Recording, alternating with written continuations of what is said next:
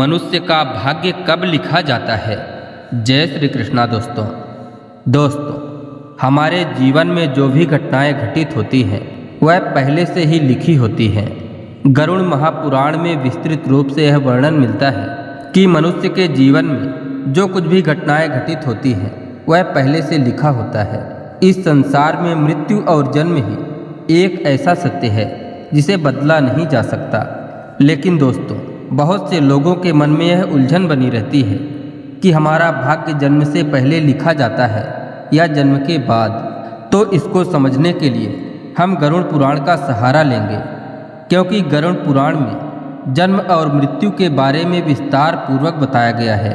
तो आइए सुनते हैं इस ज्ञानवर्धक जानकारी को कि आखिर मनुष्य का भाग्य कब लिखा जाता है। दोस्तों, वीडियो में आगे बढ़ने से पहले आपसे एक छोटा सा अनुरोध है कि आप इस वीडियो को आधा अधूरा ना सुनें, क्योंकि गरुड़ पुराण की यह जानकारी आपके जीवन से जुड़ी हुई है। दोस्तों, इस जानकारी को सुनकर आपके जीवन से समस्त लोभ, मोह, क्रोध एवं दुखों का अंत होगा। दोस्तों, भगवान कृष्ण कहते हैं कि चाहे कोई भी जानकारी हो उसे कभी भी आधा अधूरा नहीं सुनना चाहिए, क्योंकि आधा अधूरा ज्ञान किसी काम का नहीं होता। दोस्तों, गरुड़ पुराण में भगवान विष्णु जी कहते हैं कि मनुष्य के जीवन में जो भी घटित होता है वह जन्म के पूर्व ही लिख दिया जाता है और इसे कोई टाल नहीं सकता। गरुड़ पुराण हमें वर्तमान जीवन में कैसे जीना है इसकी भी शिक्षा देता है। अब आइए एक कहानी के माध्यम से यह समझने का प्रयास करते हैं कि हमारा भाग्य जन्म से पहले लिखा जाता है या कि फिर जन्म के बाद। दोस्तों, एक बार भगवान श्री कृष्ण द्वारका नगरी में अपने दिव्य आसन पर बैठे हुए थे। उसी समय देवर्षि नारद जी भगवान श्री कृष्ण के पास आते हैं और उन्हें प्रणाम करते हुए कहते हैं, हे प्रभु, आपको तो सब कुछ पता है। मैंने सुना है जो भी जीव जन्म लेता है क्या उसका भाग्य पहले से ही लिखा होता है। हे प्रभु, हमें यह भी बताएं कि मनुष्य के जीवन में जो कुछ भी घटित होता है वह पहले से ही भाग्य में लिखा होता है या कि फिर वह अपने पिछले जन्म के भोग को भोगता है, और क्या हम इसे अपने मेहनत और कर्मों के द्वारा बदल सकते हैं।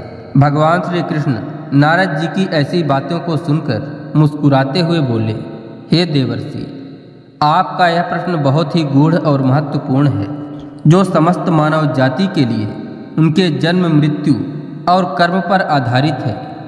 इसके बाद भगवान श्री कृष्ण कहते हैं, मैं आपको एक कथा सुनाता हूँ जो आपके प्रश्नों का उत्तर भी देगी और प्रत्येक मनुष्य के लिए एक चेतावनी और एक प्रेरणा भी होगी। आप इस कथा को ध्यान पूर्वक सुनिए। तब देवर्षि नारद जी कहते हैं, हे प्रभु, मैं निश्चित ही इस कथा को आखिरी तक सुनूंगा। आप इस कथा को अवश्य सुनाइए। तब भगवान श्री कृष्ण देवर्षि नारद जी को वह कथा सुनाते हुए कहते हैं, हे देवर्षि, प्राचीन काल में एक विशाल और समृद्ध राज्य था जिसका नाम था अक्षयपुरी। जिस राज्य के राजा थे रत्नधर, जो बहुत ही धर्मात्मा और न्यायप्रिय राजा थे। राजा रत्नधर हमेशा अपने राज्य और प्रजा के हित के लिए काम करते थे, परंतु उनकी कोई संतान नहीं थी। इसलिए राजा रत्नधर को भगवान से पुत्र प्राप्ति का वरदान चाहिए था, ताकि उन्हें एक योग्य उत्तराधिकारी प्राप्त हो सके। इसके लिए राजा रत्नधर और उनकी रानी दोनों ने मिलकर भगवान शिव की कई वर्षों तक कठोर तपस्या किए, जिसके फलस्वरूप भगवान शिव ने प्रसन्न होकर उन्हें पुत्र प्राप्ति का वरदान दिए। इसके बाद भगवान शिव के वरदान से रानी गर्भवती हुई। अब राजा और रानी अत्यंत प्रसन्न थे, क्योंकि वह चाहते थे कि उनका पुत्र एक महान राजा बने जो राज्य को सुख और समृद्धि की ओर ले जाए। लेकिन जब रानी ने पुत्र को जन्म दिया तो वह बच्चा विकलांग और शारीरिक रोग से ग्रस्त था। अपने पुत्र को इस तरह देखकर राजा रत्नधर का दिल टूट गया।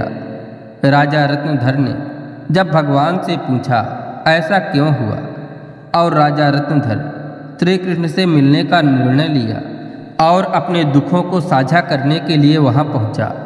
फिर राजा ने भगवान कृष्ण से कहा, हे प्रभु, मैंने इतनी कठोर भगवान की तपस्या की, यज्ञ किए, फिर भी मेरा पुत्र विकलांग क्यों जन्म लिया?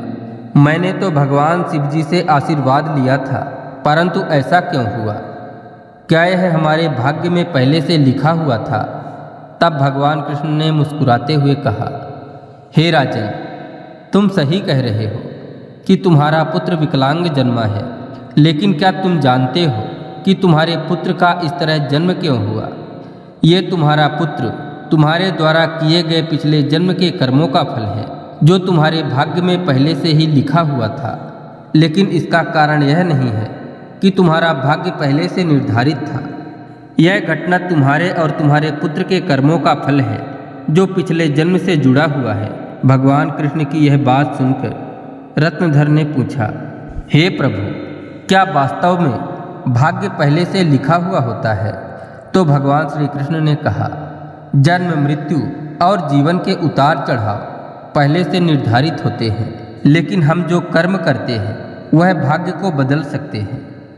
जिस दिन तुम्हारे पुत्र का जन्म हुआ, उस दिन तुमने एक विशेष पुत्र का वरदान प्राप्त किया था, लेकिन उस संतान को चुनौतियां मिलना आवश्यक था, ताकि वह अपने जीवन में धैर्य, साहस और पराक्रम को विकसित कर सके। लेकिन उसका भविष्य केवल उस समय के कर्मों से नहीं होता है, बल्कि यह तुम्हारे पिछले जन्म के कर्मों का परिणाम है। इसके बाद श्री कृष्ण ने राजा रत्नधर से कहा, हे राजन, भाग्य और कर्म में बहुत गहरा संबंध है।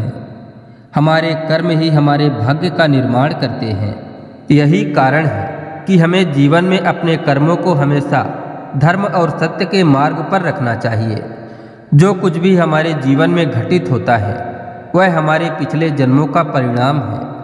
इसके बाद भगवान श्री कृष्ण कहते हैं, हे राजन, यदि तुम्हारा पुत्र विकलांग जन्मा है तो यह उसके पिछले जन्म के कर्मों का परिणाम है। जब तुम एक पुण्य आत्मा के रूप में जन्म लेते हो तो तुम्हारे जीवन में कठिनाइयाँ और संघर्ष अवश्य ही होंगे, क्योंकि इस दुनिया में हर आत्मा को कुछ न कुछ कष्ट भोगना पड़ता है, ताकि वह अपने पिछले कर्मों को समाप्त कर सके। लेकिन याद रखना, तुम्हारे पुत्र के जीवन में जो कठिनाई है वह उसकी परीक्षा है। यदि वह धैर्य और साहस से इन कठिनाइयों का सामना करता है तो वह अपने भाग्य को बदल सकता है और एक दिन वही कार्य करेगा जिसकी कल्पना आपने की थी। दोस्तों, यह सुनकर राजा रत्नधर ने भगवान श्री कृष्ण से पूछा, हे प्रभु, क्या मैं और मेरा पुत्र अपने भाग्य को बदल सकते हैं? तो भगवान कृष्ण ने कहा, अवश्य, तुम दोनों ही अपने भाग्य को बदल सकते हो। तुम्हारे पुत्र के जन्म के समय जो विकलांगता थी वह उसके कर्मों का फल था, परंतु उसका भविष्य तुम्हारे अच्छे कर्मों पर निर्भर करता है। यदि तुम उसे साहस, धैर्य और आत्मविश्वास से भर दोगे तो वह अपने भाग्य को बदल सकता है। तुम्हारे अच्छे कर्मों के परिणाम स्वरूप वह एक दिन महान बनेगा और राज्य का शासक बनने में सक्षम होगा। दोस्तों, फिर भगवान कृष्ण आगे कहते हैं, भाग्य एक चक्र के समान है जो कर्मों के आधार पर घूमता रहता है। जब तुम अच्छे कर्म करते हो तो तुम अपने भाग्य को सुखमय बना सकते हो। यह सुनकर राजा रत्नधर ने कहा, क्या भाग्य निश्चित रूप से पिछले कर्मों से जुड़ा होता है? तो श्री कृष्ण कहते हैं, हाँ, लेकिन उससे बदलने की शक्ति तुम्हारे हाथों में है। यदि तुम अच्छे कर्म करते हो तो अपने भाग्य को भी सुधार सकते हो। इसके अलावा भगवान की भक्ति करके, उन्हें प्रसन्न करके भी अपने भाग्य को बदल सकते हैं। अगर तुम अपने पुत्र को साहस और आत्मविश्वास से जीवन के संघर्षों का सामना करने की शिक्षा दोगे तो तुम्हारा पुत्र अपने भाग्य को बदल सकता है। इसके बाद राजा रत्नधर ने भगवान श्री कृष्ण की सभी बातों का अनुसरण किया और अपने पुत्र को शिक्षा देने का संकल्प लिया।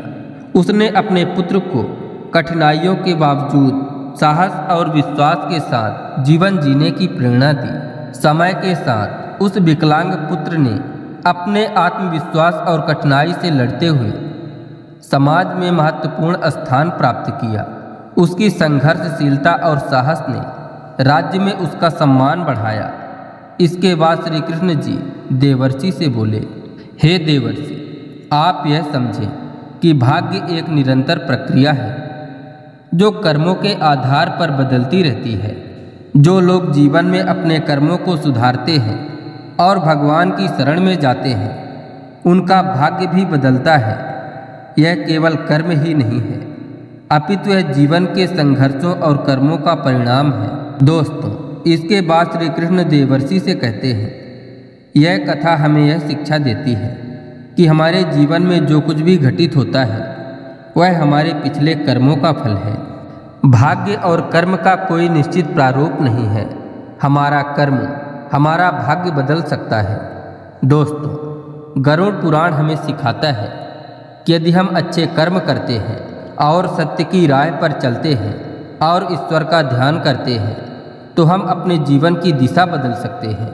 यह संसार कर्मों का दर्पण है। जो जैसा कर्म करेगा वैसा ही फल भोगेगा।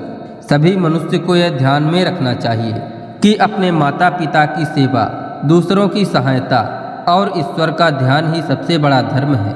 जो मनुष्य अपने पिछले जन्म में किसी के साथ पाप किया है, किसी को कष्ट दिया है, उसे न केवल नरक में भयानक यातना मिलती है बल्कि वह जन्म जन्मांतर तक वह भोग भोगता है।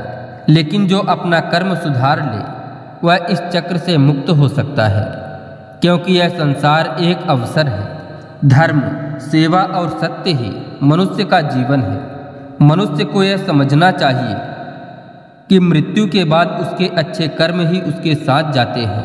दोस्तों, यह कथा हमें यह सिखाती है कि हमारे भाग्य हमारे पिछले कर्मों का फल है। हर एक पाप का दंड और हर एक पुण्य का फल निश्चित होता है। तुम अपने कर्मों पर ध्यान दो, स्वार्थ, पाप और अहंकार को त्यागो, धर्म, सत्य और सेवा को अपनाओ, क्योंकि यही जीवन का सबसे बड़ा सत्य मार्ग है।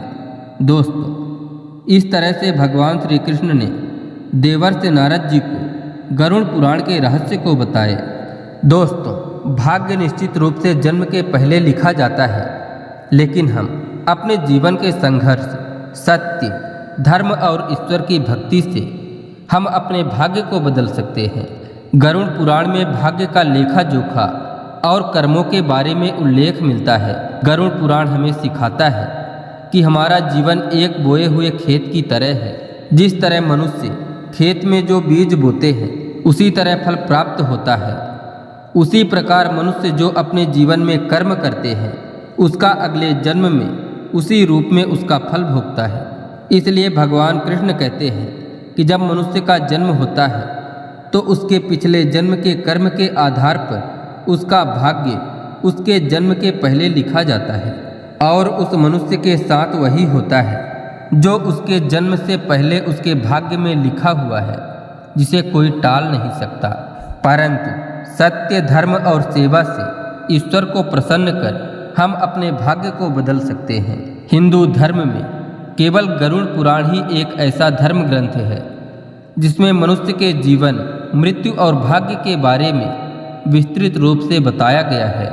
यह पुराण हिंदू धर्म के 18 महापुराणों में से एक है और इस पुराण में जन्म, मरण से पुनर्जन्म और आत्मा के मार्ग के बारे में पूरे विस्तार से बताया गया है।